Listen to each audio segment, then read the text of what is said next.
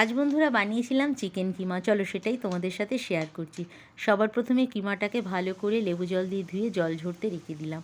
আর এদিকে কিছুটা মশলা নিয়ে নিলাম, টমেটো, রসুন, আদা, আর এদিকে কিছুটা কাশ্মীরি লঙ্কা আর শুকনো লঙ্কা, এগুলো জলে ভিজিয়ে সব একসাথে পিষে নিলাম।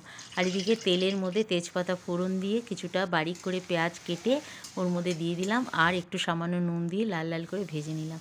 তারপরে ওর মধ্যে দিয়ে দিলাম বাটা মশলা, পরিমাণ মতো নুন মিষ্টি দিয়ে আর দিয়ে দিলাম। আর এই বাটা মশলার মধ্যে একটু ধনের গুঁড়ো, হলুদের গুঁড়ো আর একটু গরম মশলাও বেটে নিয়েছিলাম।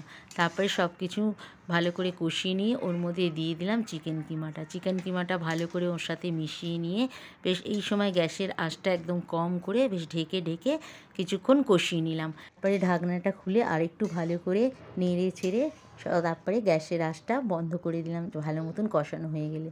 তারপরে সবশেষে গরম মশলা একটু বাটার দিয়ে ঢেকে রেখে 10 মিনিট তারপর গরম গরম সার্ভ করলাম। কেমন লাগলো বন্ধুরা জানিও কিন্তু। ভালো লাগলে একটা লাইক শেয়ার কমেন্ট করো, আর তোমরাও একবার বাড়িতে ট্রাই করে দেখো।